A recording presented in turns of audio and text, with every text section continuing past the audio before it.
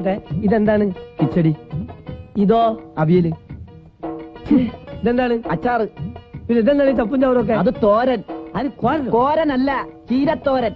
ആ അല്ല, ഇതെന്താണ്? സാമ്പാർ. ആ, ഞമ്മക്ക് ഈ കുമ്പളങ്ങും വെള്ളരിക്കും തിന്നിട്ട് ഇവിടെ കിടക്കാൻ പറ്റൂല. ഇവിടെ ഇതൊക്കെ കിട്ടുള്ളൂ. ഇത് ബ്രാഹ്മണ മടമാ. എന്ത് മടായാലും ശരി, ഞമ്മക്ക് നമ്മളെ ശീലം മാറ്റാൻ പറ്റൂല. നമുക്ക് കോഴി ബിരിയാണി തന്നെ വേണം. ഞമ്മക്ക് കിടന്ന് തൊള്ള തുറക്കല്ലേ.